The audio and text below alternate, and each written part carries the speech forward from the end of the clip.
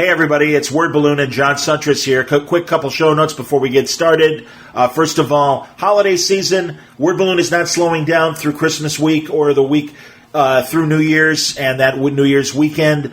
New product will be coming, new podcasts, and great conversations in the world of pop culture, comics, television, film, you name it. Word Balloon has you covered through the holiday season. Questions or comments about the show, reach me via email, john@wordballoon.com. You can also follow me on Twitter, @JohnWordBalloon, or my Facebook page under my name, John Suntress, and also the Word Balloon Network. So thanks a lot for listening through the commercials. It helps pay the bills. Please don't rewind or fast forward. Well, don't fast forward. It's okay to rewind. But, just thank you very much for your patience and listening to all of this. It helps pay for Word Balloon and bring you the great product you enjoy. So, without further ado, there might be one more spot, and then we'll start the show. Hey, everybody. Welcome back to Word Balloon, the comic book conversation show. John Suntress here with a brand new episode. Guess who's back? Back again. It's Mark Millar, not Slim Shady. It's great. Great conversation. I can't believe that we're talking. We have not talked on the air since 2015, but we did see each other 2 years ago when Mark came in for C2E2, and it was great. And we had planned to talk while he was in town, but he literally was only in town for a day and a half. And like an idiot, I chose that weekend to both do the convention and get in some radio shifts, but they're all overnight shifts. So he was like, oh, great, let's meet at like 7 a.m. and talk. And I'm like, I'll be asleep. Because I worked until 5 a.m. and literally got like about 5 hours of sleep and then went back on the floor. And he's like, oh, but I'm leaving Saturday night. I'm like, all right. So we had dinner, and that was fun with a whole bunch of people, including Kyle Fegley, formerly of Comic Book Resources, CBR. And goddamn, John Layman was with us as well, who I love.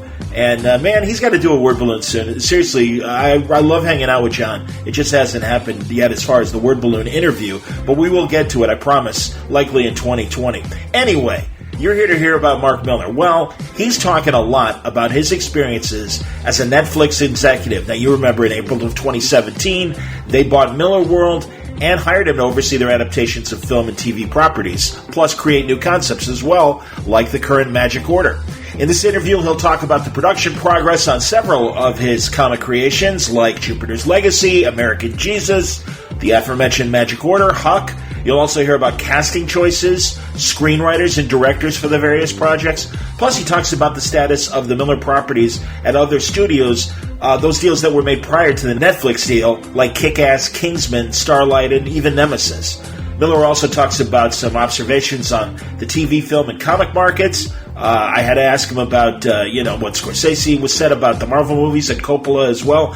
Plus, his thoughts on Bendis choosing to reveal Superman's Clark Kent identity, thoughts on DC and Marvel in general, and, of course, the current strength and growth of the creator-owned comics market.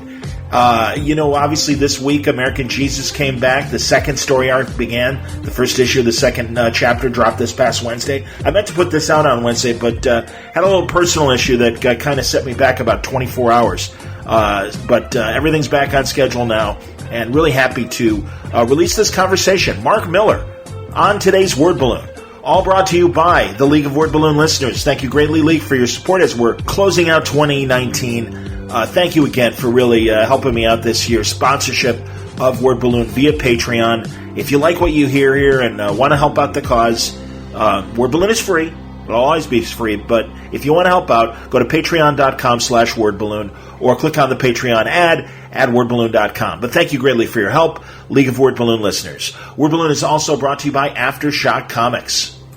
As you know, the holiday season is coming to a close, and you might still be wondering what to buy some of your friends as far as great ideas in terms of graphic novels or continuing story arcs. Let me suggest some great titles for you at Aftershock Comics. There's Dark Arc from Colin Bunn and Juan Doe. Donnie Cates' Baby Teeth, 3 volumes of Baby Teeth available for you now. Animosity, Year 2 is just coming out, but there's also Year 1, obviously, from Marguerite Bennett. There's also Horde, her fantastic graphic novel. Jimmy's Bastards, the complete collection from Garth Ennis and Russ Brown. Tim Seeley's Dark Red. Plus, everything on Aftershocks online store is still half price through the end of the year. You got signed and graded comics, graphic novels, convention variants, everything half price. Plus, if your order is $50 or more, you'll receive free shipping. That's, by the way, in the United States only. All you have to do is use the code HOLIDAY at checkout. So check it out for yourself. Some great deals are waiting for you in this holiday season to wrap up the year at AftershockComics.com. Check out their online store. Okay, without further ado, let's get into it. A great conversation with Mark Millar. Mark is on a cell phone and he's walking. So a couple times you might hear a couple street sounds. Unfortunately, on my end, when I was asking or discussing one point, my apartment buzzer went off very quickly and briefly. But all that said, well, of course, and then there's Mark's Scottish accent, which even he teases about and understands the understanding barrier between Americans and Scots in particular. So, but he's a good sport about it. He gets it. And I even tell him a couple times, all right, maybe slow down a little bit, or what I think you said was ... But the whole conversation is fantastic, and I'm so excited to bring it to you. So, hey, he speaks English. It is English he's speaking. And as I point out, I'm like, after a couple of sentences, I think we all get the gist of what you're saying, so it's cool. But truly, an hour-plus conversation with Mark Millar. Give me a downside. There is no downside. Man, I can't wait to have you listen to this now. Mark Millar's back on Word Balloon. Actually, nice. It's going to take me 45 minutes to walk into town. So okay. This is as close as I get to exercise, like walking to a bar.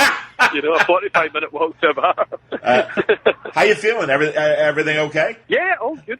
All good. I mean, I'm working about 20% harder than I ever did, which is weird because I thought when I sold the company, I thought, okay, this is where I just kick back and, take it easy. But weirdly, it's just too exciting. Like, there's too many kind of things going on that I can't sort of hand it over, So, and Netflix offered me this other job once we sold the company and said, look, how would you like to come on as an exec and everything? And I'm loving it, So I'm still doing all my comic stuff and then doing all this stuff on top of it, Excellent. Is this okay on the record, that part, that little bit? Oh, yeah. All right, excellent. Yeah. All right, good deal. All right, well then, let me welcome you, Mark Millar, back to Word Balloon. We get together like the Olympics, it seems, as far as the podcast goes, like every 4 years or so. I saw you 2 years ago when you were in town, which was great.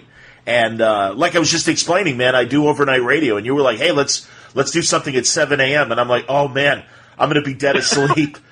I'm like, I don't know. And I know you were flying out, so we couldn't talk last time we were in town. But, yeah, man, no, it's great. And, Mark, I got to tell you, and as you said, you're now a Netflix executive, and I want to ask about that.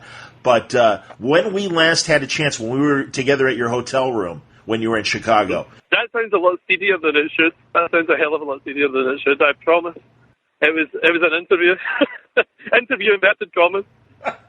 Well, I mean, I remember asking you, because streaming obviously was up and running by then. This was like 2015. And you were kind of, more like into movies, which I understood. And also you said your actual television viewing was pretty limited. So, I mean, beyond the obvious of, I'm sure they backed up the truck and offered you guys a ton of money for Millarworld and everything. But yeah, I mean, honestly, creatively, what has changed where you see now the advantages of streaming and specifically Netflix? Well, it's interesting. Whenever we were approached by a studio like years back, said, would you like to sell the company? And we hadn't considered that. I thought it would be something that would happen 20 years down the line, like Marvel and DC. They were around for a while before they got bought. And I thought we would just build up a library over time. And then a studio came forward through a third party. And then as soon as word got out quietly about that, at that level, another studio came in as well, so then suddenly there was a little bit of a bidding situation going on. So that was cool. And Netflix was one of the people who were very interested, Sure. And we went in, we went for dinners and meetings and things with all the various people, but as soon as we walked into the room with Netflix, we just knew. It was weird because I didn't really know much about it, prior to it, and I just thought it would be nice to meet these guys and everything. But as soon as I walked in, when you feel you've met your gang, you've met your crowd, and it just suddenly feels like this is right. Yeah. And the other people were terrific. They were really great. I mean, one day, whenever all the NDAs have expired and everything, I'll be able to sort of write it all down in a book because it was a fascinating thing. And I met people you only ever see on CNN and things like that. Yes. I mean, it really was crazy. because it was the owners of the companies, not the sort of presidents of the studios and everything. It was like the owners of companies, which was really exciting. But Netflix, we just walked in and we thought, right, these are our guys, and we just sat down and we had a good laugh, and then we did dinners and breakfasts and things, and it was like hanging out with your pals. So Lucy and I sort of run the company together. We were like, we love these guys, and it turns out they also put in the best offer, which is great, so it was a double win. And in terms of me being sold, I didn't really watch much TV. I told you before, in 2015, everybody would be talking about Game of Thrones and everything, and I just couldn't join in those conversations. So, but I'd say the last, I kind of had to, for work, start actually paying attention. Then I just fell in love with it. I was like, how have I not been watching this? So we're binging Game of Thrones right now. We're on season 5 of Game of Thrones. It's one of those weird things, where we started it a couple of months ago, and now I want to talk about it. Like, nobody cares anymore. Nobody wants to talk about it. And I'm like, oh my God, did you see what about the wedding and all that? It's like talking about George W. Bush now or something. It's just so out of date. But I'm loving TV, actually. I kind of see the advantages of it. But at the same time, roughly 50% of our franchises were doing movies and roughly 50% of television. Okay. So it really just depends, and it's kind of the best reason in the world is what works best creatively. So if something needs a bit of air, like Jupiter's Legacy, we'd been talking to a studio about doing that as a movie since 2012, 2013, and it just didn't work as a movie, Yes. And, yes. It was too big. And even a trilogy, wasn't enough. But then somebody came up with the idea. It was actually James Gunn who said, you know what, this is a TV show. And we were kind of like, holy cow, it is, and it's a 50-hour television show as opposed to a 6-hour trilogy in cinemas, And what would have been a 1-minute flashback is now maybe 2 episodes and everything. So Sure. It's just brilliant. It's kind of the best of both worlds. We've got the big budget movie stuff if we want that. We've got the in-depth character stuff if we want a TV series. So it's great. I love it. I'm really glad, man. And honestly, I agree with you. I think a lot of your concepts work better for TV. But then obviously there are going to be ones that would make good standalone movies. Man, I saw a recent interview and I wanted a confirmation with you. And now, shoot, I'm blanking. Is it Starbright or no? Starlight? Starlight. Yeah, Starlight. Can you tell us any status of any non-Netflix projects as far as if they're going to be adapted or they're standing still? How much has the Netflix deal impacted some of these other deals, or did it not matter? They were already in place and kind of moving along independently, or not moving along independently. Well, it's interesting. Before we sold the company, obviously it's great to have as many movie deals at other studios as you can. Because that subsidizes everything, and sure. It's brilliant, it's the writer's dream. But, once we wanted it all back, because we wanted to actually make it ourselves, So we wanted it all at Netflix. And just quietly, one by one, we've all been coming back. So, the only one that isn't going to come back for a few years is Starlight. We've got everything else back now, which is great. But the only one that's still out there is Starlight, which is such a shame, because Fox were hot for it, and then Fox got bought by Disney, and I just think, in a world of Spider-Man and all that kind of stuff, and Elsa and everything, I think Starlight is just low on the priority list. I just don't think anything's going to happen there at Fox. But, a few years down the line, we'll get it back, and we'll make it then. Yes. What I love about Netflix is we've got 17 franchises, and every one of them we have a plan for, so it feels very much like Marvel Studios, except with more money, it's great. Yeah, no, that's fantastic, man. Yeah, tell me, has it been 2 years now with Netflix? About 2 years? Just over 2 years, actually. It's been so fast. It's crazy, but usually a production process usually takes, 3 years-ish. Sure. By the time you get everybody's deal done, and then by the time the screenplays it's all written, and then production itself, and then post, it's actually about 3 years if all goes well. So our very first thing is next year, Jupiter's Legacy, and I just finished filming just last week. Wow. Excellent, man. So, and Netflix, obviously, at least to the public, we don't hear when something's going to drop until maybe, a month or two before it happens. And then all of a sudden, oh, boom, all right, this is coming and stuff. Have they set a date for Jupiter's Legacy? Oh, yeah, of course. I just can't tell you. Of course. Okay, good. but the PR and everything is it's amazing. It's like, I thought things were cool when you were at Universal or Fox or something like that, but my God, when you see the level of detail into something like that, just the international push. I mean, this is it's nuts. It's funny because you do comics and, you reach a certain number of people and it's great. And it's lovely to be in writing in a room and, maybe 40,000 people or something are reading your story.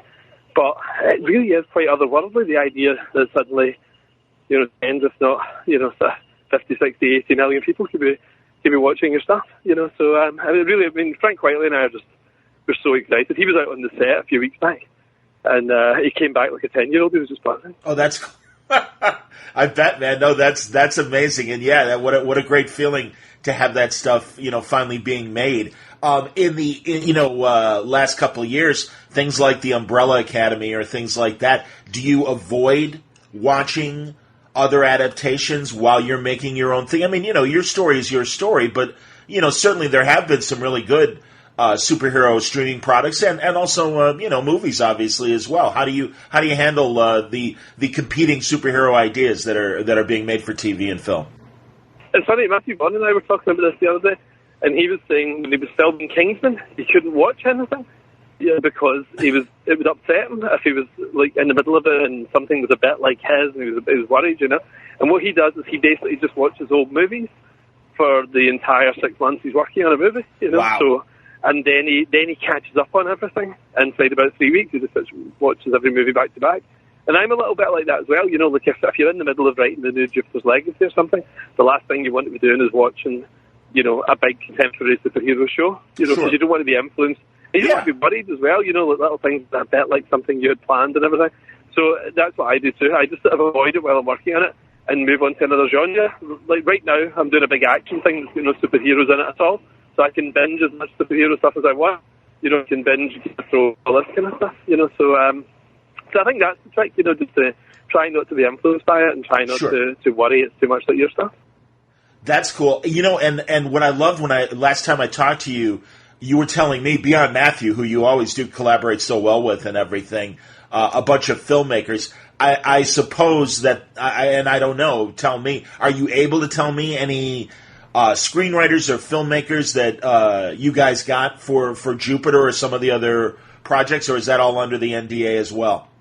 Well, just the ones that are public, we've all been working together now for a couple of years, so there's very deep, relationships that aren't even public yet, that are old, But, the guys about, like Stephen DeKnight working on Jupiter's Legacy, and a great on that. The Gout brothers working on American Jesus, who are amazing. I had one of the guys, Leopoldo Gout, they're both Mexican, overseeing Scotland, and it was just mental. Like, he showed up a bag of booze, and crashed in my house for like a week, and they're great. Michael Bacall, who I absolutely love, he's written Sharky the Bounty Hunter. Lindsay Beer has written two of my things, actually. Lindsay's a brilliant writer, she's so good, and she was one of those people I really liked instantly. We had a 45-minute call scheduled, and it went on for like 3 hours, bitching about everybody, and so Lindsay's doing the Magic Order and Empress. And the guy called Ted Melfi, who did Hidden Figures, he's doing Huck. And Studio Bones, I don't know how familiar with anime you are, but Studio Bones are like the gods of anime, and they're the hypocrites. Plus, Reborn with Sandra Bullock and all that kind of stuff. So it's actually, saying it out loud, it sounds like I've gone mad or something. I'm actually walking about in a public place right now, saying all this, and I always realise I sound like a nutcase. I remember this just happened. Whenever I was working on Kick-Ass, I remember we were on a train one time, and I was talking to Matthew Vaughn, and I was saying to him, hey, listen, if Brad Pitt's producing this, do you think we could maybe get Brad Pitt to play one of the parts and all that, And I just realised everybody on the train was looking at me, and I seemed like a psychopath, because I'm just like a guy in the middle of nowhere on a train talking about Brad Pitt or whatever, and that's what it's like just now, so I'm having to be careful what I'm saying. I wondered about that. God, with the time difference, because I'm assuming a lot of them are on the West Coast too. So good Lord, it's like, probably like, you and I are talking, it's 6 hours difference, and I would imagine West Coast conversations, it's like obviously 8 or 9 hour difference and everything. And yeah, that's got to be kind of crazy to arrange meetings and be able to talk transatlantically. Yeah, it's actually quite nice because, when you're working, the phone can go during the day and you're like, and you have to get up and then start all over again. What's nice is I work when they're all, I do 9, Sure. well, really 8 till 6. and UK time, but LA is just kind of coming into the office as I'm finishing. So there's kind of a 1 hour window to chat with me, which is really good. So it means I can get work done all day and then all my gossip come 5 p.m. That's cool. How often do you fly out there to have face-to-face? Well, we have a fob for the office, right? Lucy and I have both fobs where we can walk into Neflix and we kind of buzz it and we walk through security and everything, and we never get to use it because we never go out. So we've got chairs and things like that, but we live in Scotland. So I love going to LA, but every time I go, I lose a week. Wow. So if there's a day or two meeting for everybody else, I mean, this happens occasionally, but if there's a day, usually it's about 2 days worth of meetings. Sure. That takes me a week because there's a day traveling, traveling back, and then I'm terrible with jet lag. I mean, it takes me like a week to get over jet lag, So I do try and minimize it to almost nothing. So maybe 3 times a year or something, like not that much. And most productions don't get shot in LA as well, So Jupiter's was in Toronto, and we're going to be in Mexico for American Jesus and everything. So there's just almost no need to go, which is a shame in some ways. But I don't know. My kids are also at an age where they really like me, And yes, I know years down the line they'll be like, they won't even look on their phone as I walk in the room, Right now they actually really like seeing me. So I try not to be away too much. Okay, all right, I understand. What is shooting again in Toronto? I didn't quite get it. Oh, sorry, Jupiter's. Sorry, because I'm in Glasgow. I'm talking at Glasgow speed. I'll have to slow this down. Yeah, I know, man. I know, and believe me, I love talking to you, Mark, because again, it really does kind of reinforce that it's like, okay, I'm getting most of it. It's cool, but I know listeners are going to be like, I have no idea what he just said right there. But thankfully, it's like more than a sentence answer. So about midway through, I'm like, oh, I know what he's talking about. It's cool. I don't know if I ever told you this, but I used to have an editor at DC. I wouldn't name him, but I do love him, right? But an editor years ago, he had no idea what I was saying at all, right? And we were pretty good friends, but he had no idea what I was saying. So we would be chatting, but he would just be guessing what I'm saying instead of replying, right? And I called him up one time and I said, hey, listen, I'm actually going to miss my deadline. I said, my uncle died and we've got his funeral and everything. I'm going up to my auntie's house tonight. And he went, ha, that's awesome. And I was like, what? And I said, no, my uncle's passed away. I'm going up to make sure my auntie's okay. Oh, and he said, that's hilarious. Okay, I'll catch you later, man. And hung up. And then I phoned somebody else at DC, and I said, look, I just had the weirdest conversation. And he said, don't tell him I told you this, but he has no idea what you're saying. Nothing. He's just been guessing for 3 years. So I'm used to it, don't worry. Hilarious, man. That's insane. God. Did they, as we're speaking of DC, did they ever, did they consult with you at all for the adaptation of Red Son, or are they just, I mean, it's obviously theirs to do with whatever they want, but, I mean, did you have a chance for input? No, I mean, I couldn't as well. I mean, because I'm a Netflix employee, I'm on staff at Netflix, I can't work for other companies, so even Kick-Ass and Kingsman, which exist outside of the Netflix deal, I can't work on them. I can be a producer, a passive producer, but I can't actually work because every week I spend on something like that is a week I'm not doing a Netflix project, which is a priority, So really, I mean, even if it had been offered, I couldn't. But even besides that, J.M. DeMatteis was great. I mean, when I was 16 years old, he was writing my favourite comic, Justice League. So just having somebody like that on it, he doesn't need my advice. I understand. No, and it's funny because, I think Mark has really been a great adapter of, God, I mean, he was adapting Alan Moore, and I think a lot of his animation stuff is terrific. So I understand, and I've had a lot of conversations with him about his adaptations and his animation work of late. So I understand that. Well, and also, we'll get back to the Netflix stuff, but God, there have been so many, things like Civil War. Civil War happened after you and I talked, the film. And what'd you think? I thought it was okay. But I must admit, I was quite bored with the Avengers and all that by then, but they pulled me back for the last movie. I loved Endgame. I absolutely loved Endgame. Sure. I was getting Age of Ultron, like I fell asleep twice in Age of Ultron, and I tried. Then I was just trying to sleep, but it was so bad.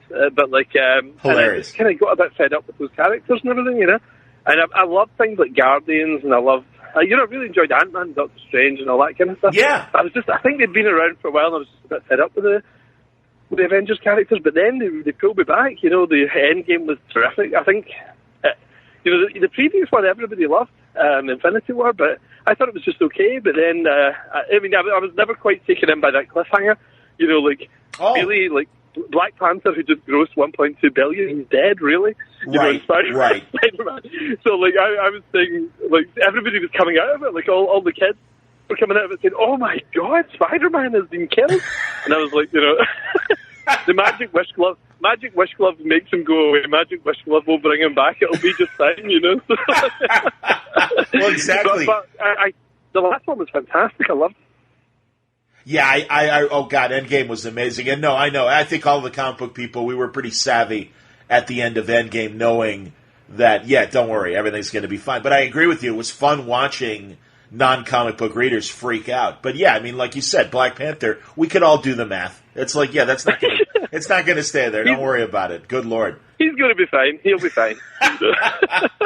No, I agree with you. Hey, man, and forgive me because I do want to hear your opinion on it, and forgive me if it's a boring subject by now, but Scorsese coming out and Coppola, and it's not the first time that Francis Ford Coppola has complained about blockbuster movies compared to the kind of movies they've made. And I know you're a massive movie fan as well. So what do you think about this Hollywood, observation about superhero movies, Marvel movies specifically, but it seemed to me they really were talking about these blockbusters in general and the way that Hollywood has changed.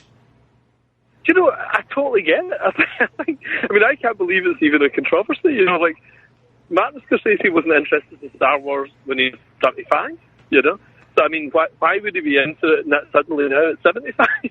So it makes absolute perfect sense that Scorsese, who's an auteur, influenced by people like Truffaut and John Luke Goddard.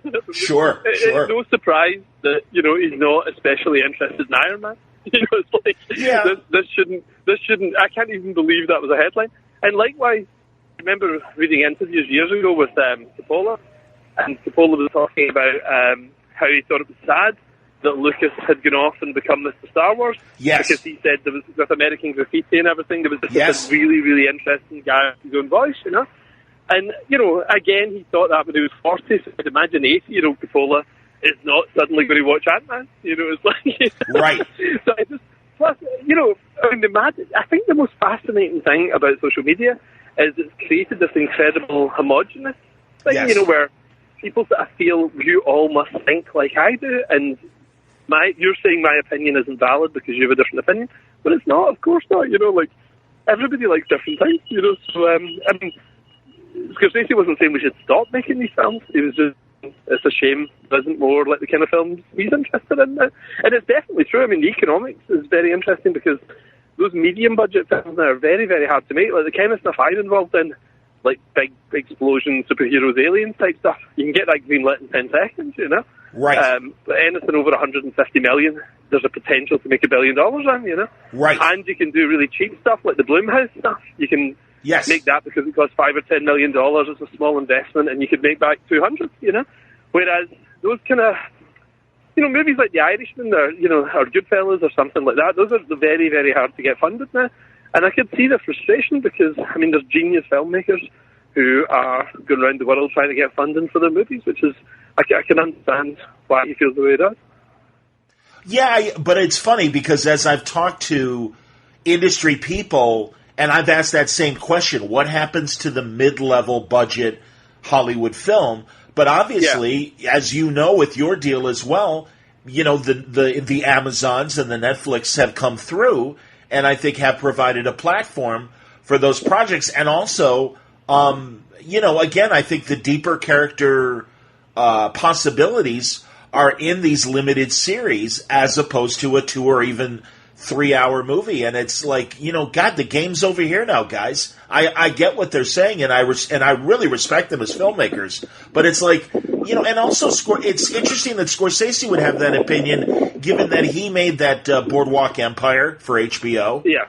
And I know Vinyl It's a shame. I really wanted to like vinyl. Vinyl was kind of a misfire, but it's like if that's, and I don't even know, I'm just guessing, but if that soured him on the cable/streaming experience, I'm like, well, you're batting 500. Boardwalk Empire was great. Vinyl, not so much, but is that any different than having a movie like New York, New York not being accepted by the box office while a Goodfellas or a Casino is? You know what I mean? Well, I think you have to remember these guys are film fans. It's like Tarantino. They live to see their stuff in the cinema. And yes. So it'd just be frustrating, if you're trying to get funding for your $50 million specific picture, and you look in the cinema and 5 screens are taken up by an Avengers movie, you'd be thinking, oh, come on, I could totally get it, and I even understand it, because sometimes it's like eating candy all the time. Like sometimes you do need to go in and have a steak, and sure. And that is sure. So one thing I love about cinema variety, like I'm into foreign language obscure movies that nobody yes. else. Yes. 1960s comedies that are on limited release and everything. But at the same time, I love Avengers. So I'm pretty wide in what I like. So I can't. This is such a cop-out answer, but I kind of see everybody's point of view in this. I'm with you, man. The multiplex exists without the Disney movies now too, because you need to the Elsa Anna money, to keep that cinema open. Sure. I don't know what it's like in the States just now, but in Glasgow, our cinemas here in Glasgow, I think I heard an amazing stat a couple of weeks ago, which was that it was the second busiest cinemas in Europe in the city of Glasgow in Scotland. And basically, if you try and get a ticket for almost anything on a Monday or a Tuesday night, like quiet nights, you have to book ahead or you're not getting in. And I think we've got twice as many screens now as we had even when I was growing up, when I was a kid. So it's really interesting. People want to go to the cinema still, and I kind of salute Blockbuster a bit for having that. We go to the cinema with the children. We go every week ourselves, but we go with the children really every couple of weeks, because there's always like a big $1 billion movie that the kids want to go and see, and that's got to be good for everyone. But, I was wondering, and I was going to ask you that as far as just the UK market in general, and obviously you've got the Glasgow perspective. It seems, from a state's point of view, that the British film industry is still making little movies and having success with them. And every now and then they'll creep over either in smaller, theaters here, but or they'll go directly to streaming. And I know a lot of times it seems to me, and I don't know how they're released in the UK, but I still see little movies, and maybe I guess mid-budget movies that are coming from the UK. And like we said, in the States it is a problem. It's like you said, it's the exact opposite. There isn't more people going to the theaters; it's less, and they really do have to fight for screen time, and that's why the blockbusters are doing so well. I'm sure you've read the industry reports as well. Disney is like 20 times more profitable this year than I guess Warner Brothers would be next. And God, Paramount, they're praying for a hit beyond Mission Impossible. Even things like Star Trek aren't, turning the key for them like they would in the past and stuff like that. So it is interesting to hear. And like I said, that's the perspective I have, is that mid-budget movies are still being made by the UK. Is that your observation?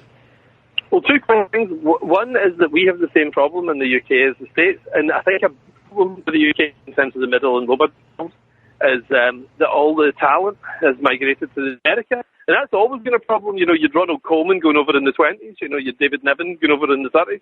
So, this is always it's a high-end problem Britain's always had. Talent is poached, but even looking at it, it's crazy. The guys like Spielberg and Lucas and those kind of guys, it was exclusively American big blockbuster things. You've got British guys going in doing that now. Like 2 of the last 3 Batman, Batman, have been British. The last 2 Spider-Man's been British. Superman's British. It's kind of like Invasion of the Body Snatchers. One by one, the Brits are just coming in and completely infiltrating the whole place. And I've worked exclusively in America for 25 years. So that's an interesting thing, and I think that isn't good for the home industry, because the minute somebody shows any commercial sensibilities, they get snapped up by Hollywood. But the other thing is, there's no 4 Weddings and a Funeral and stuff like that so much getting made here anymore, which is a shame. But the other thing, when you mentioned Disney, I'm fascinated by this, because everybody always talks about Disney now being completely impenetrable, like they're invulnerable, like nobody can touch them. And I just always remember 2007, they invested everything in Meet the Robinsons. You know, they were like, that was the big movie, you know? And it's just amazing how fast things can change. Like buying Marvel in 2009 and then buying Star Wars, I mean, that was game changers for them, but everything ends, you know? And I'm not saying it's going to happen anytime soon, but I remember being at Universal, everybody being like, my God, we've broken records. You know, it was the highest take, a few years back, it was the highest take any studio had ever done annually in cinema history.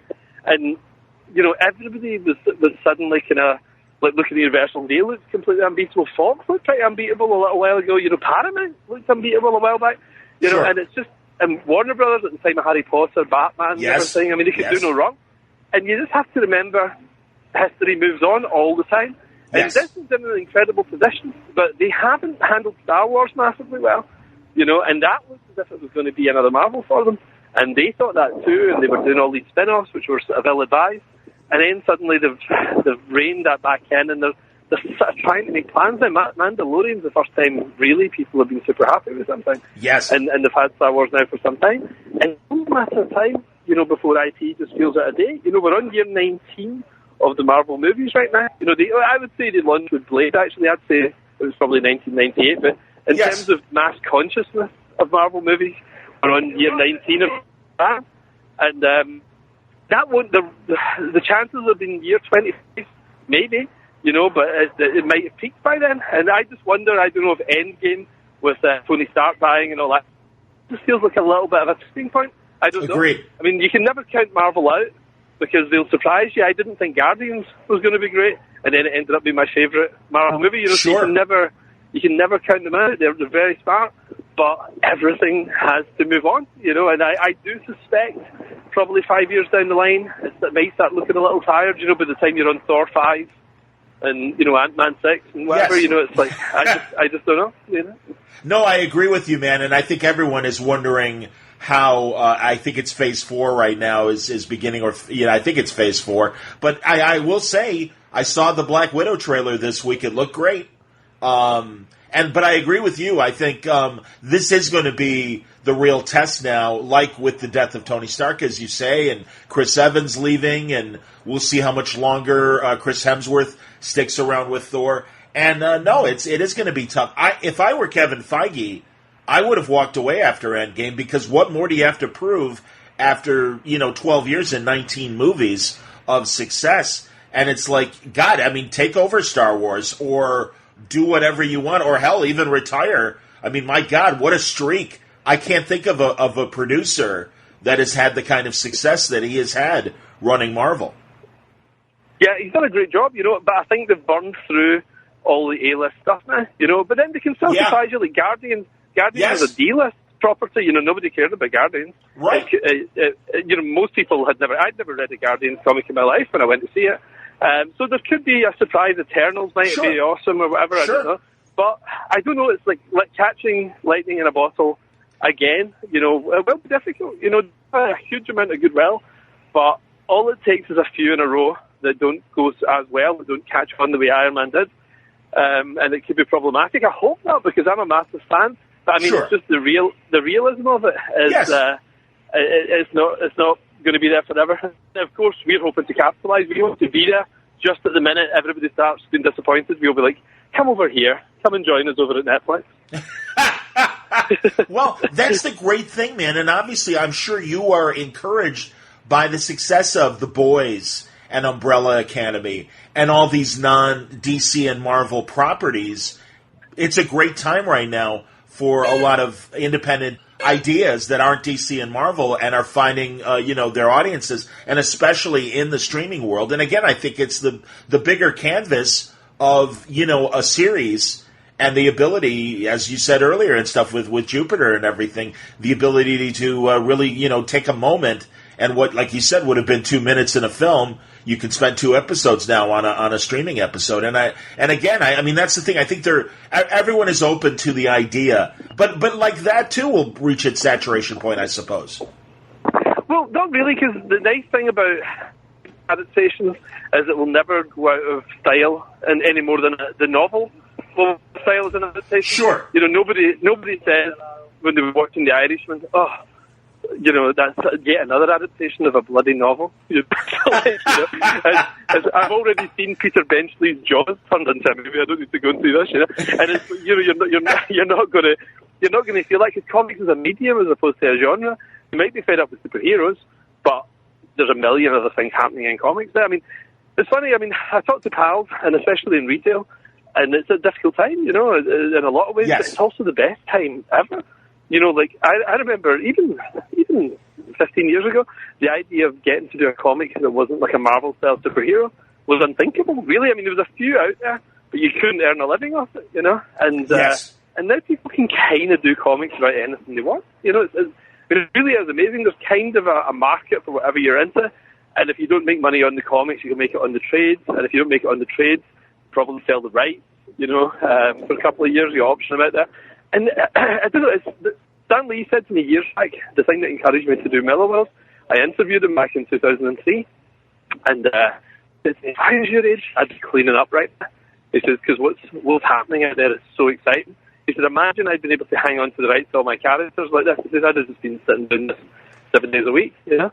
And it was really fascinating to hear that perspective, because everybody always thinks the industry is in a tough place, but my God, you know, these guys were working for so much less than people get paid now, and the opportunities were zero. Even if you created something global, a company ended up ripping you off and keeping it, you know? So, like, I mean, we're in, with Image Comics and all the indie companies out there, you know, and even Marvel, you know, we're in a good place right now, and we should have to remember that. I agree with you. No, absolutely, man. And forgive me, I'm going to ask you to slow down just a little bit, because, yeah, it's, I much like the DC editor, I caught most of that. I know your uncle died, so I'm not gonna congratulate you on that. But no, if you don't mind repeating the Stan Lee quote, because I mean, I got it that, you know, imagine if he were able to keep, you know, the rights to all of his characters, where the situation he'd be in. But as you say, it's the best of times and it's the worst of times regarding the comic book creator right now, because he can either, you know, come up with the monthly or make money off the trade, or possibly if it gets optioned and stuff like that. So I agree with you. And also just the level of creativity we're seeing in the creator-owned world. Was that the gist of what you were just telling me? Yeah, that's you summed it up beautifully. It's like, I mean, that's my favourite thing, the fact that if you want to write, you know, a sci-fi story set 5 billion years ago or whatever, you can do it. There's a market out there for it, you know. If you want to do a spy story set 1,000 years in the future, you can do that. You know, it's not like the old days where you had to pay the bills or whatever. You know, you can people kind of do what they want now, which is really exciting. I mean, as a creator, there's nothing more exciting than being able to write the story that's in your head. And so many of my friends over the years always had these pet projects they could never quite afford to do, and now I'm seeing them all getting that chance. You know, and a little TV money can maybe pay the bills for a little while even if the comic isn't doing so good. You know.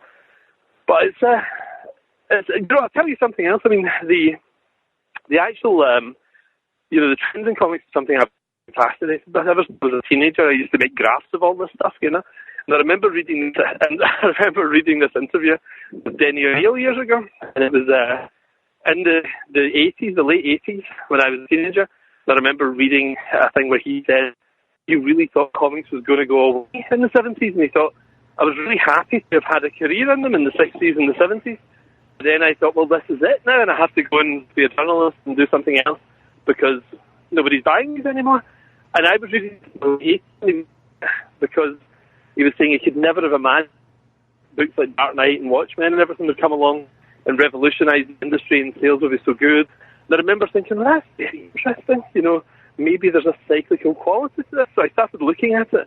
And I realised, you know, the boom of the golden age, get into the depression, you know, the boom of the silver age, get into the 70s slump, and then there was the boom of the 80s. And I remember thinking when I was breaking in the 90s, yes, and it was a very tough time, like nobody was really buying Marvel DC books in particular, right, around about 1995, and I remember thinking, God, this is really tough. And I remembered that thing that Denny O'Neil said, and I thought, we're just at a nadir, and there will be another zenith. It will actually go up again, and it did. And what I noticed was roughly every 20 years, some new blood comes in and reinvigorates the industry. And I think all the guys in their 40s and 50s who've been working in the industry have done their bit, but there needs to be a bunch of 20-somethings who come in and help again, so usually guys who are about 28 are now girls who are about 28, because there's a lot more female creators than there used to be, coming in and actually reinventing the wheel. And that's what makes it exciting again. Music, you don't have 70-year-old guys in the charts. You need to have young people coming through. Sure. And I think, according to my crazy graphs, I think we're about 8 months away from the beginning of the next explosion. And I think somebody right now who's probably about 27, 28, 29 is reading all these books and thinking, no, there's a much more interesting way of doing this, and they're going to come in and do something that we couldn't conceive of. And that was kind of me and Bendis and all that, back in the 2000s. And in 1980, in the early 80s, it was guys like Alan Moore, Frank Miller, Marv Wolfman, and so on. Early 60s, it was Stan and Jack and Steve Ditko. Yes. The early 40s, it was all the Golden Age spacers, Yep. And you tend to have like 10 really, really exciting boom years, followed by a pacier, more experimental 10 years as well. And I think we're just at the end of that. And I think we're about to come into another really period, where all of our stuff should look a little bit out of date, hopefully, and there'll be some people coming through who are new and exciting. I think you're right, and it's funny. I remember our first conversation back in 2006, and you were even saying about working at Marvel and DC that you were feeling, and again, you were at your 10-year period where you were like, and it's funny because this was in the midst of Civil War, and your Marvel Knights, Wolverine, and Spider-Man, and all that stuff was kind of in that period, and you were like, maybe it's time for me to move away and let the next generation kind of take over, because you were at your 10-year limit and wondering how much longer. And hey, man, congratulations on extending the streak. And honestly, for real, man, you know that. I mean, honestly, I see you and Rucka and Bendis and Fraction a couple years behind you and stuff. But you're right, man. No, and there are, the Donny Cateses and the Matthew Rosenbergs over at Marvel and Steve Orlando at DC. And I think there are new voices alongside you guys in terms of coming along and being new voices and kind of, doing things a slightly different way. So, no, I see that, but it's great, and I'm so glad that, truly, man, I mean, we enjoy your stories, and I don't want you to fall out of fashion, and I'm glad that I'm glad you have. I think the trick, there's a very simple trick to it, and I think it's like, do the mainstream stuff, the Marvel DC stuff, for about 10 years. I think that's the perfect time, and then go off and do something else. So we sold a lot more copies of Kick-Ass than we did most of the Marvel things. Sure. We ended up doing crazy numbers, But I would, if I'd stuck around and done X-Men or Spider-Man or something at Marvel for the next 10 years, I think it would have just leveled out. Your enthusiasm and an audience's enthusiasm for you and those mainstream characters is finite. You want to see fresh voices coming in. So my Marvel years, for example, I had a good run. I had Ultimate X-Men, Civil War. Yes. Wolverine, and Old Man Logan, Marvel 1985, Fantastic Four and everything. So I had a great time. They all so great. And then I did make a calculation. I thought, right, I mean, it did help that I had movie deals and all that kind of thing. But even then, I would have still done it. I made a calculation, right, I need to go off and do something completely different. And also, I think at the time, the industry wanted new characters. So, so that I took my leave at that point from it all. And what's nice is I like the idea of doing a Frank Miller thing, where maybe in 10 years' time, come back and do a great Superman or a great Batman or a great Justice League story. Maybe an 8-issue run or something with a great artist or something. Sure. I love the way that Frank has played his career, and I think that's the wise way to do it. But don't burn yourself out by trying to do 20, 30 years of mainstream books. Sure. Absolutely, man. No, and again, you're right, and I'm really glad that the market has changed and that we follow writers and artists as much as we do the DC and Marvel characters that we love. And I mean, dude, I'm a classic example. I checked out in the 90s and came back because the writing was so good. And then when I discovered all of you guys in the late 90s, it was like, no, please, beyond what you're doing with the mainstream characters, let's see you do your own stuff. And it was great to follow you guys onto your own, create your own things. And now, God, I mean, as you know, there are younger creators that kick ass at the creator-owned level, are offered jobs at DC and Marvel, and they're like, nah, something, I don't need it. I can do my own thing. and great, thank God. Yeah, it's excellent. I would love to see DC and Marvel, have a new influx of people too. I actually think right now DC is in a really good place. I think yes, the Batman books are very interesting actually because they've been consistently excellent for about 15 years. Yes. They really somehow pull it off. And just when you think you're losing one good guy, another good guy emerges and blows everyone away. Yes. I think Batman books are very, very well handled. I love seeing Bendis in doing Superman. Justice League's looking great. I think the DC lineup's very, very strong just now, actually. But I would still love. I always love to see new people coming through. I'm a big fan of new talent. So I'd love to see, like I say, the 25-year-old to the 28-year-old coming in and showing me something I've never seen before, which is what I'm waiting for now.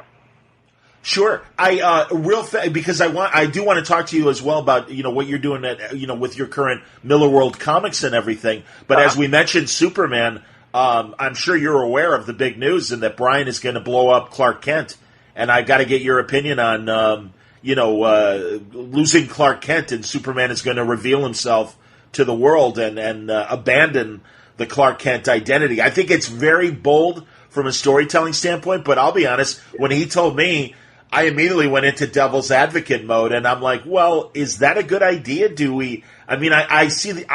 Again, it's 80 years of Clark Kent and seeing the advantages of that side of Superman. But yeah, what do you think about the Superman-Clark Kent dynamic? I hate the idea of this being used against Bendis because I do love him. Right? Yeah. Brian is one of my favourite people in the industry, sure. And I love that he's doing the stunt, because the stunt is a great stunt, that's, comics works best, and every now and then there's a great little stunt out there, and this is a great one. And it'll actually make mainstream publicity as well, which is great. Superman's one of the few characters that would make a tabloid newspaper, people would be talking about it. Sure. But I do think from a storytelling point of view, I'm a massive fan of secret identity. I think secret identity is the most important component of all superhero things, and I think it's one of Marvel's mistakes since the year 2000, I think, to get rid of the secret identity, because I think that is the reader interface with the characters.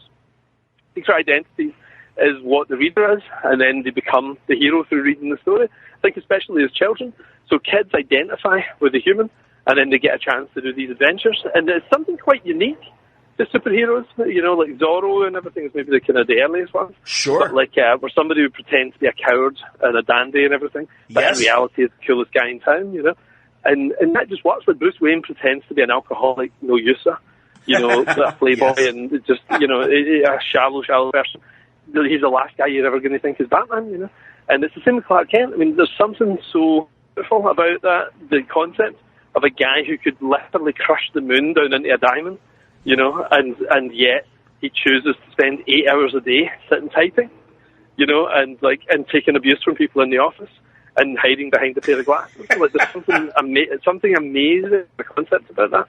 Yes. I think that's the mythological idea almost, the idea of a god becoming a person. And I love that about it. So, personally, I've got all those old stories if I ever want to read them, so I'm happy for Brian to do his thing with it.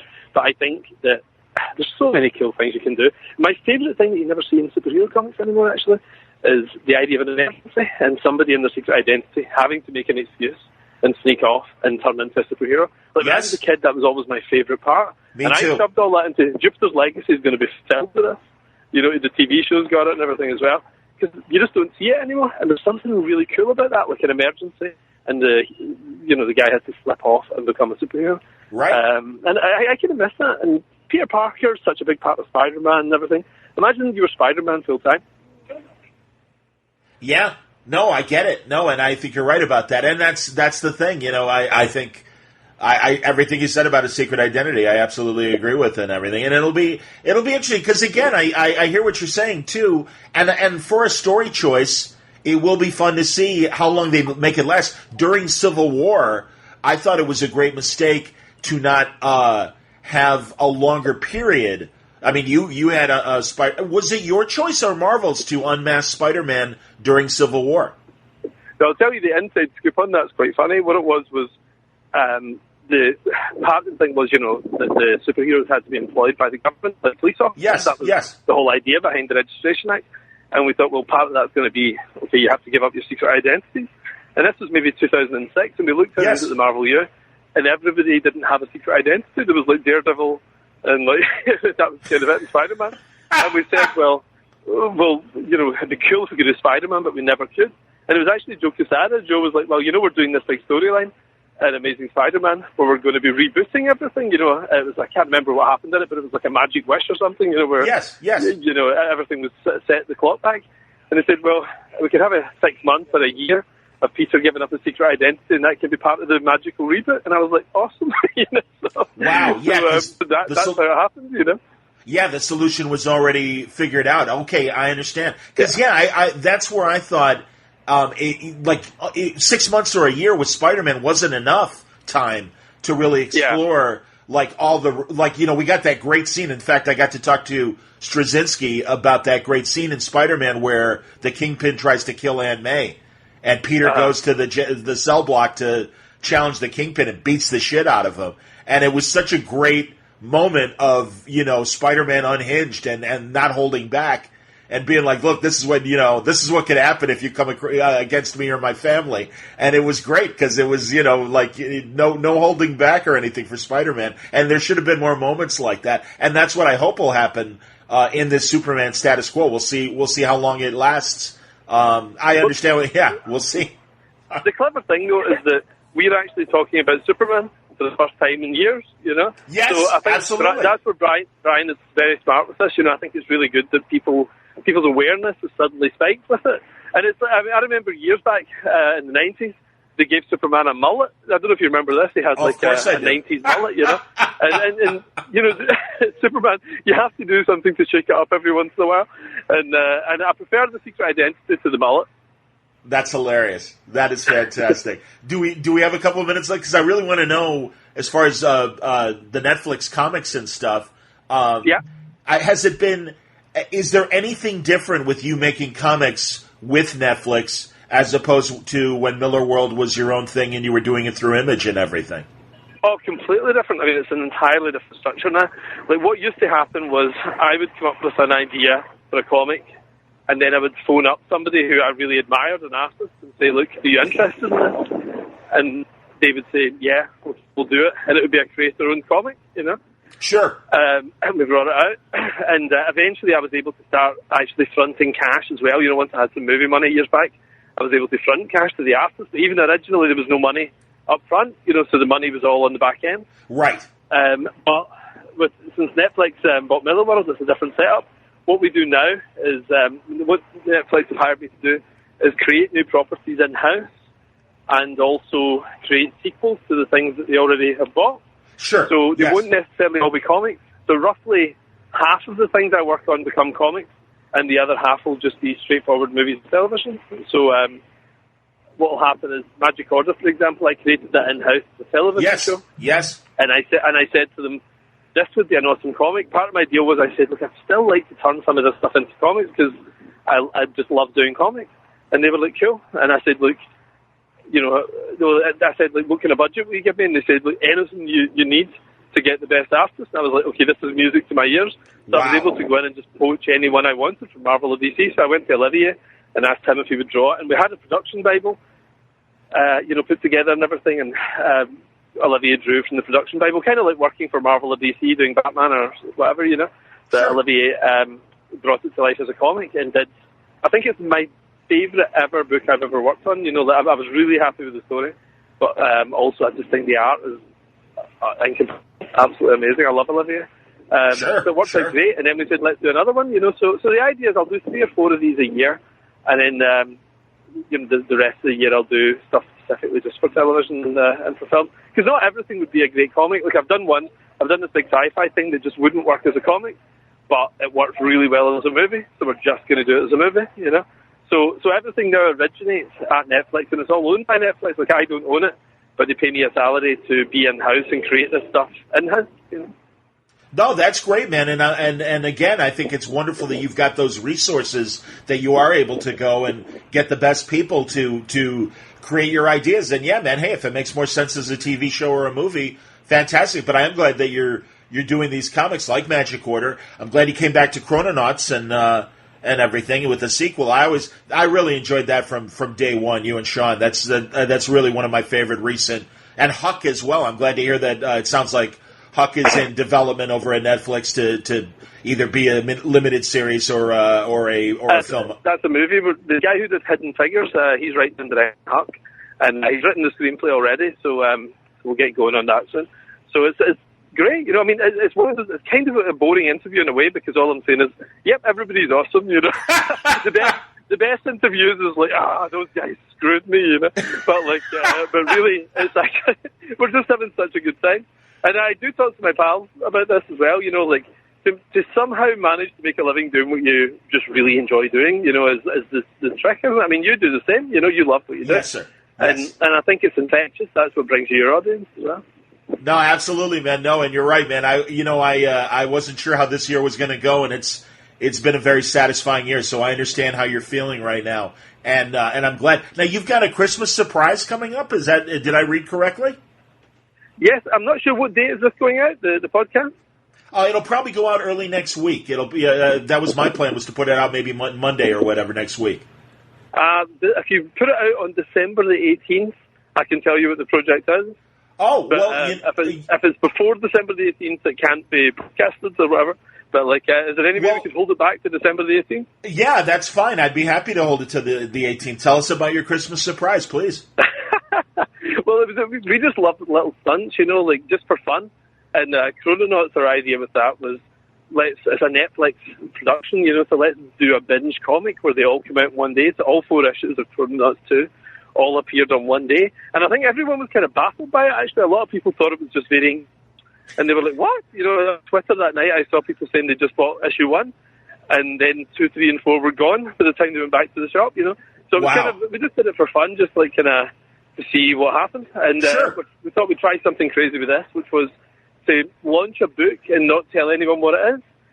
So we called it Project Xmas, and the idea was the solicit justed wrapping paper with Merry Christmas to You from Mark Millar and Neflix, right? And no word of who the artist was, no word of what the project was. You just had to get a nice surprise. And I like the idea of it being the final Wednesday before Christmas, and the retailers don't know what it is until they open the box. And it's cool, so I'm really, really happy. I can tell you now that it's a sequel to American Jesus, a book I did 15 years ago, a long time ago. And I've been talking. It took me so long to do this book that I was worried the real Jesus was going to come back before I actually finished this book. So, it was my sequel to the Bible, And I loved American Jesus, and we've sold lots of copies over the years and everything. And everybody's always said, on the final page, it said, to be continued, book 2 coming soon, Yes, and, I remember. 15 years on, here we are. Wow. But the TV show actually starts shooting in the new year, and we're in Mexico, and I just want to get it all done by the time the TV show's out there. So I've got one volume that I've just started writing just now as well, and that'll be all 3 volumes of American Jesus. Volume December the 18th.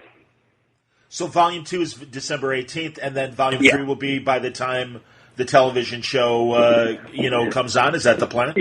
Yeah, just before the show comes out. Okay. It's worked out great. I'm really, really happy with it. I've gone in a pretty different direction. Over the years, it's nice to have time to think about it, actually. I had different ideas for what I wanted to do, and this just worked out great. The first one was set in the 1980s, where this kid who thinks he's the returned Jesus Christ finds out at the end that he's actually the Antichrist. Because everybody's the hero of their own story. So when he hears, hey, you're the big guy from the Book of Revelation, great, I'm Jesus, And then you find out at the end, no, you're actually the Antichrist and you have to fight Jesus. And it's so great. So then Book 2 is about the real returns, Messiah. And instead of being set in 1980s in Chicago, it's actually set in the early 1990s. And it's all about, actually the very beginning is in the 70s. And this little girl, who's 16 years old, finds out that she's pregnant, and she doesn't have a boyfriend, and she's pregnant with a dream has told her that she's going to have the Son of God, and she has to run away, and she has to go and live in this military compound, with these survivalists, and that's kind of how the first one kicks off, because there's all these forces in the world that want to kill her child. Sure. And and then the rest of it's set in the 90s. But I won't do any more spoilers, but again, my pitch for it is, if you like the Bible, you'll love this. This is the official sequel to the Bible. That sounds. You're reading the Third Testament. That's fantastic, man. Well, the first two were good, and they were Star Wars and Empire Strikes Back. This is the Son of the Jedi. This is where the shit hits the fan. Well, also, I love your timing, Mark, and I'm glad that you're that audacious to put out something like this right at the time when everyone is celebrating the birth of Christ and everything. It's like, hey, guess what? Here's a news story. And truly, I honestly, I love the audacity, but it is a great story. I loved American Jesus. I'm so glad you are getting back to it. And, I'm not offended by this at all, but I as I'm sure you might, do you welcome the controversy, or do you hope for, again, controversy seems to sell, so I don't know how you, and certainly we're at a very tumultuous time where this is the kind of thing that might, raise a few of the hairs on people's back when they see what you're doing and everything and read about what you're doing. I'm fascinated actually, because nothing ever sort of makes me nervous. I never actually think, oh, I'm really upset by that story I've just watched on TV or whatever. Sure. Nothing ever offends me.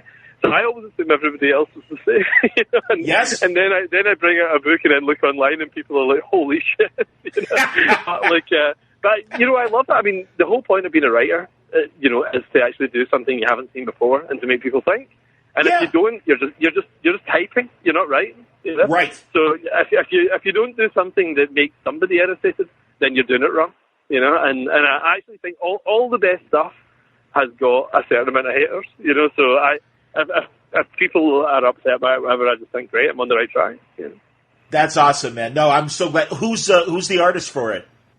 Same guy, Peter Gross, who co-created it with us. So Peter's back drawing it, which great. is awesome. And I love Peter. Actually, he's great, and it's funny. It looks like we haven't missed an issue. It actually just looks like the fourth issue just appeared, because Peter smells the same. Peter's wife is colouring it again and everything, and it's a lovely continuation. And I can't wait to have it all as one big trade, 15 years down the line, and I've got all three books.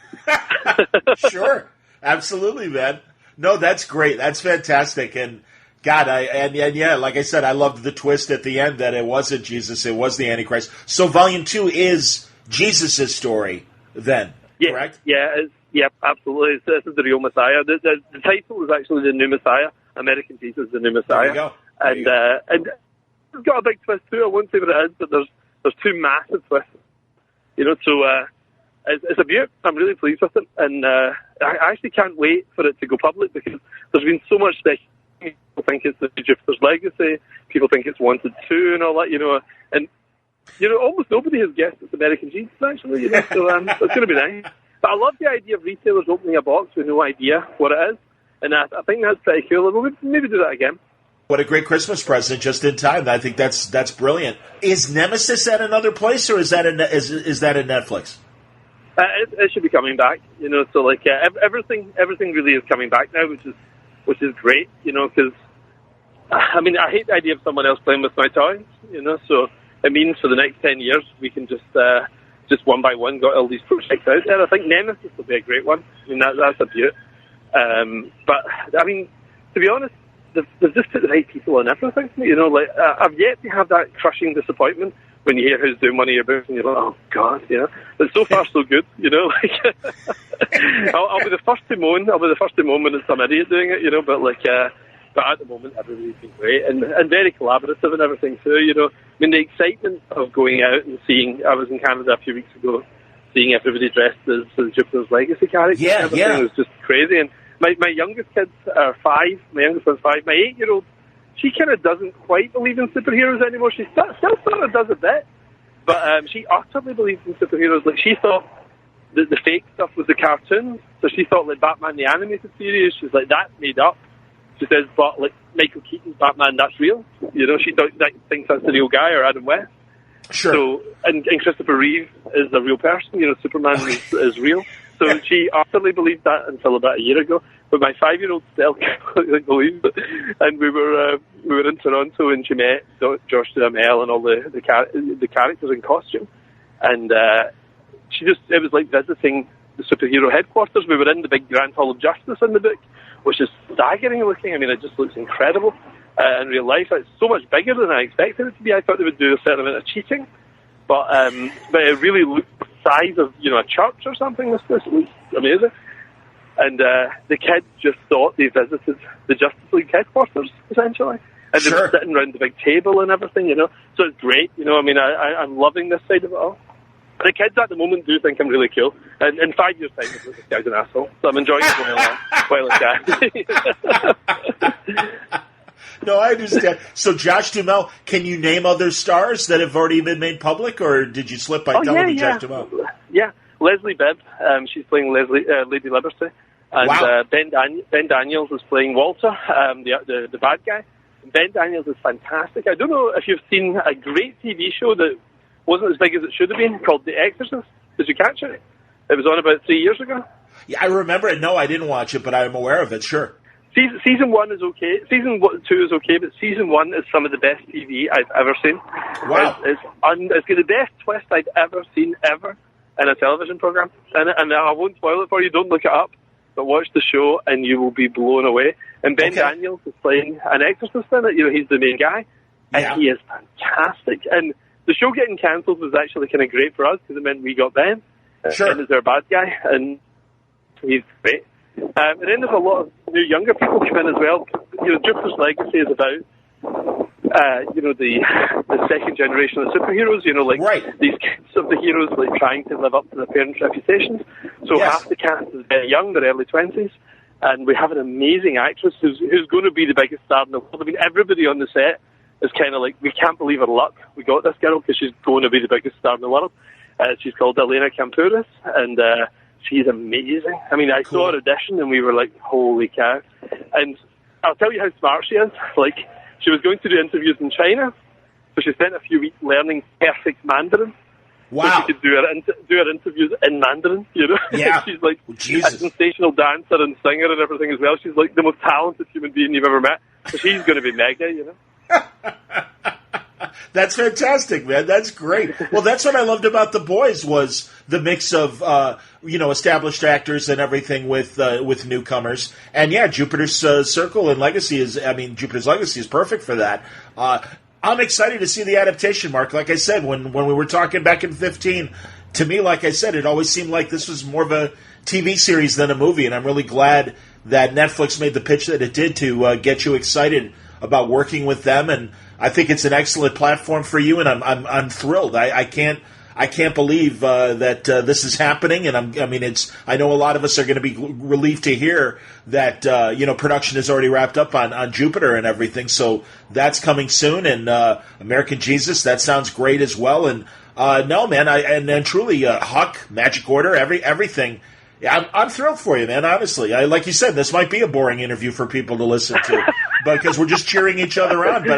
But it's wonderful, man. No, I was thrilled for Kirkman back with Walking Dead, and everybody's doing so well, and you guys deserve it. You got, your generation really came up with some really great ideas, shifted the status quo, got us all excited about comic books again, and now you're reaping the benefits. So I'm thrilled for you, truly. Oh, thanks very much. And I'm loving, just as a fan, I'm actually loving seeing stuff like The Boys and everything too. Sure. Garth and I go back 30 years. It's crazy.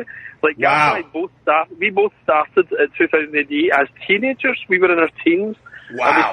And we started about 4 weeks apart, and we were born 4 weeks apart as well. And we broke into DC around the same time and everything. Garth was a little bit ahead.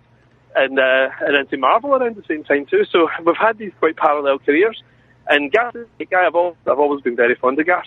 And The Boys is my absolute favourite TV show of this decade. I mean, I didn't know what to expect going in. I just thought, how are they going to play this, And I was in love with it, completely in love with it. And my wife, who's not really massively into superheroes, she still refers to Spider-Man's mask as his hat. She genuinely calls it Spider-Man's hat. And I was like, it's not a hat, it's a mask. There was some kid round at her Spider-Man saying, just put your hat back on. And I was like, it's his mask, it's not his hat. And, but she loved The Boys. She was like, we were exhausted, and we'd stay up and watch an extra episode and everything, But I love it. And Watchmen, I still have to try. I love David Lindelof, and I love Watchmen, but I haven't given it a try yet, because it's I think it's actually quite hard to watch here. That you have to Sky, which we don't have, and it's not on streaming yet, you know. So, but I do plan to watch it because I'm a huge fan of Damon. Of course. It's mixed reviews, though. You know, people are a little bit. What did you think of Watchmen? Did you like it? I'm enjoying it. I'm still watching it and everything, and I'm an episode behind.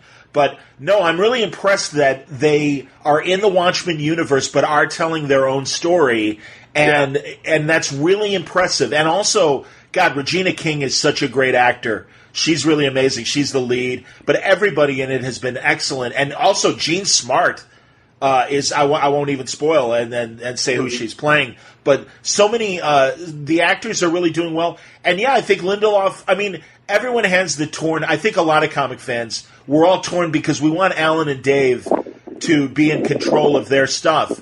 And it's kind of, that tug of war of, well, I don't want to see, I know Alan's not crazy about it. I'm talking to Dave in January, and I always feel like an asshole, and I always tell him, I'm like, Dave, I don't want you to think I only have you on to talk about Watchmen, because truly I loved Secret Service, and everything he does. I mean, he's such a genius and also just such a great guy. But, you can't help it. I mean, it's like Moby Dick. And that's why I'm saying, everyone's mad at DC for holding on to the rights. I'm like, yeah, but nobody expected Gone with the Wind or Moby Dick. And Watchmen became this giant thing, and they've got, they got the ownership to it. And yeah, that's why it's always stayed in publication, because it's it's the great American graphic novel, and so they are obviously able to do with it what they want. And I think everyone was kind of nervous about the HBO show. I like it. I think it's great, and I'm really enjoying it, and I like the different direction they're going in while staying in the Watchmen universe. So that's my opinion of it. What's the numbers like on it? Is it doing well? I think it is doing well. Yeah, I mean, even Netflix is even more close to the vest about numbers, but it certainly seems you can only judge this stuff, I think, by the buzz and by what everyone's saying on social media, and clearly. Everyone is talking about it, and I think for the most part in a positive way. God, if you want to see divisions, of course, there's Star Wars, and for me, the one that I shake my fist at is unfortunately Star Trek. I love Star Trek, and I don't like the current version. I don't know if you've had a chance to watch Star Trek Discovery. I have seen an episode of Star Trek that didn't have William Shatner, genuinely. I've never seen. Remember, I told you I never watched TV. That's right. Yes. I never saw Next Generation. I never saw one episode of it, or and all the ones that came out to me. I don't know. But I love the old ones. I don't know why I never bothered watching these other ones. I don't like things with bald people. The fact that Picard is bald, that always put me off. It's too depressing. A bald hero is too depressing. He's amazing, though. He's a great captain. And no, I'm a lifelong Star Trek fan. I mean, from I was 5 years old. But what are you going to do? But no, I think Watchmen's great. And it's funny, Mark. And I think you obviously, and certainly based on what you're doing right now, as much as people are worried about oversaturation with superhero stories, I think the genre is here to stay. It might recede back a little bit, but I do think that the Western or the crime movie or something. I mean, now finally. We've got, like you said, going back to Blade, over 20 years of great product, and that maybe the genre is here to stay, and I don't think it's going to go away. Well, it's interesting because I think it can mean so many things, superheroes as well, but at the same time, I do also wonder, it'd be quite nice to see a big budget movie about a guy that doesn't have powers. There's a little part of me still excited about, an Indiana Jones type guy or something. Sure. So when you watch those movies now, they're actually really exciting. We have John McClane and Die Hard. Did you think, he should die here? Where you feel as if Spider-Man's probably going to be okay, Right, that's true, yes. And so I don't know, I mean, there may come a point, but it's not fashionable, but it's so cool, and I can't believe, when I was a young teenager, I read an interview with Michael Uslan, the guy who produced the Batman movies, the executive. Yes. And he was hawking Batman around for years, studio to studio, and nobody wanted Batman. And it's how crazy is it now that you couldn't get a Batman movie made, and now we have Rocket Raccoon? It's fantastic. I sometimes worry that I banged my head 20 years ago or something, and I'm just living in this dream world that I actually wanted to be when I grew up, because it's so ridiculously good that everybody knows who Iron Man is now. When I was a kid, I was the only person from 50 miles in every direction. who knew who Iron Man was, and now everybody knows this stuff, you know. So you do have to pinch yourself if you were into comics, that now it's impossible to walk into a store and not see a comic book character somewhere. And seeing adults walking around wearing, like, Deadpool t-shirts and everything, it's just unthinkable, you know. Oh, God, or having the office conversations, all those television shows like Flash, all the DC television shows, and when the secretaries at my radio station would be like, all right, explain Reverse Flash to me. And I'm like, I would be happy to. Sit down. You know, and it's insane. And they are the last people in the world that I think would get interested in superhero stories. And like you said, no, it's crazy how it's taken over like this. It's amazing. It's interesting, the DC stuff, I'm starting to see a little bit of interest. Like, my two youngest, they watched the first ever Marvel Studios movie 2 days ago. They saw the first Thor movie, and they're 5 and 8. And they'd no interest in Marvel. They were DC girls, 100% DC girls. And they saw Thor, and they absolutely loved it. They really loved it. So I'm going to be very careful. I'm going to screen these movies over a few weeks, and my plan is to do, like, the ones building up to the Avengers movie, and then I'll cut out the crappy ones, you know, because there's a few crappy ones in there, Iron Man 2 and all that, you know, so I'll cut out all that stuff, and they're only going to see the great ones. So out of the 20 or so movies, I'd say there's 12 really worth seeing, you know. I hear you. Especially when they're that young, you know, so I'm just going to show them the great stuff. They've actually got an amazing superhero knowledge, but it's entirely DC. So they love Legion of Superheroes, like the old stuff. They love Superman, Superboy, all that kind of thing, and Mr. Mixed-Satellite and everything. I've also got the Jack Kirby's Fantastic Four. They're really, really into Fantastic Four, like the first 100 issues. So every night at bedtime, I read them another issue of Fantastic Four from a big compendium, you know. So, but I don't know, I'm preparing for these kids, you know, to take over at some point, like the Kubert brothers, you know. That's excellent. Well, I'm sure you'll be showing them the Captain America movies. Personally, I think those are great Marvel movies. All three. I liked all three of them. I mean, I really, especially Winter Soldier, but I really liked the first one, and I enjoyed, and of course I liked the Civil War adaptation, but I really think they handled Captain America quite well. I'm going to cut out Civil War and Captain America, weirdly, because Winter Soldier, I think the first Cap movie I'll show them, but I think they're a little too young for the other ones. Like, I think they would be really upset seeing Cap and Iron Man fighting. I understand. Okay. Yeah, and I think also Winter Soldier is quite dark, and I loved it. I thought it was a great movie, but I think for the kids it's just a little dark. So they're going to get the Ant-Man movies, Doctor Strange, all that kind of stuff. You know, so that's a good idea. They can watch that other stuff when they're a little older. Endgame is the only one that I'm going to show them that's dark. You know, like and Infinity Gauntlet, you know, Infinity War. Because, I mean, I want to see their face when Spider-Man and everybody dies at the end of the film. Father of the Year. Very nice. Torturing your kids with Spider-Man's death. Really nice, Mark. Hilarious. I might actually I'll film it and put it online. You know, they'll be like, what?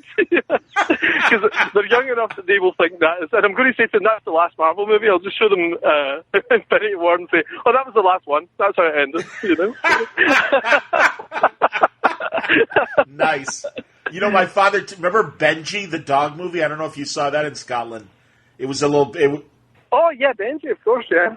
I was 5 years old, and when Benji gets hurt in the movie, my sister was 10, I was 5. We were bawling. We were crying our eyes out, middle of the movie. And my dad's like, guys, it's okay. I'm sure he's going to be fine. Don't worry. And he just kept trying to reassure us, and we were crying our eyes out. And it always cracked me up looking back now.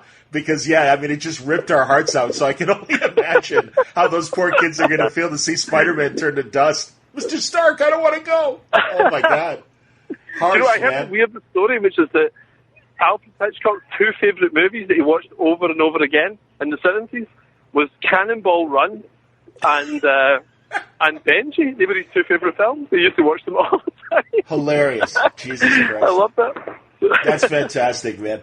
Dude, I don't want to keep you. We've been talking over an hour. I better jump in. I'm meeting my sister for a drink, All right, no problem. Hey, seriously, man, I miss you. I wish we all lived in the same town so I would see more of you. I'm sure you'd get sick of me, but I'm always happy to see you face to face. And I'm thrilled that you should be in your news soon. You know, in the next 6 months or so, I think we're in Chicago, so we'll get a fight. Oh, great. Oh, Mark, that would be wonderful. Yeah, please. We'll believe me, I'll move heaven and earth no matter what time I'm working, and we will we will do a face-to-face, and I'd love to see you. And no, best success to you and Lucy. And truly, I want to hear more about this Neflix experience, and I truly appreciate your candor in talking about what you're doing right now, because I think we're all fascinated as fans, and we're all rooting for you, man. I mean, we want it to work, and I think it's a really unique experience. So thank you for sharing all these experiences with me. So I appreciate it. I just hope you listeners can understand it when they play it back. maybe play this one 30% slower or something like that. Yeah, maybe. I think you're right. That might help and everything. So, yeah.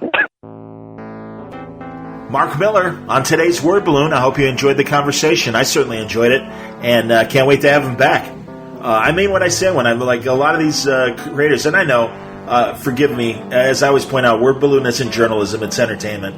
I've really gotten to know and really enjoy these creators on a personal level in the 15 years I've been doing Word Balloon now, and it means a lot. It really does, that they come back and are so happy to talk and share their feelings. It's a very interesting time in comics. I don't have to tell you that. That's one of the reasons I think why you're listening to Word Balloon. And it's great to hear everybody's thoughts as things progress for them in the market. I hope you enjoyed today's conversation. It was brought to you by Aftershock Comics. Hey, through the end of the year, Aftershock has some great deals on a lot of their books. And all you need to go to is their online store, and you'll find that their entire line is at half price. That's graphic novels, signed and graded comics, convention variants, everything, half price. Plus, you can get free shipping on orders of $50 or more if you use the code HOLIDAY at the checkout. And some of the books that they wanted to tell you about, there's Rough Riders, Lock, Stock, and Barrel, that collects all of 3 story arcs of Rough Riders. There's Mary Shelley, Monster Hunter, Abomination, that we've talked about before here at Word Balloon. Dark Arc 1, that's Cullen Bunn and Juan Doe's amazing biblical story of the survivors of Noah's Great Flood and Noah's Ark. There's Baby Teeth from Donny Cates, Animosity from Marguerite Bennett. There's Dark Red from Tim Seeley, Garth Ennis's Jimmy's Bastards, or A Walk Through Hell. All that stuff, half price through the end of the year. Go to their website, go to their online store, and you'll get free shipping of orders of $50 or more. And that's it. The only disclaimer is that the shipping deal is only for U.S. orders. But use the code HOLIDAY to get half price off. Check it all out. It's waiting for you at AftershockComics.com. Word Balloon also brought to you by the League of Word Balloon listeners. If you want to subscribe to Word Balloon via Patreon, it's patreon.com/Word Balloon. Geez, thanks again for listening today. We got more great stuff. We're not slowing down for the holidays. We're not slowing down because New Year's is coming. A lot of online places. That's our last show for the year. We'll see you in 2020. Yeah, wrong. Word Balloon doesn't play that way. So a great conversation still to come to close out 2019 and usher in 2020. Can't wait to share some of this stuff with you. Until next time, thanks for listening. Word Balloon is a copyright feature of Shaky Productions. Copyright 2019.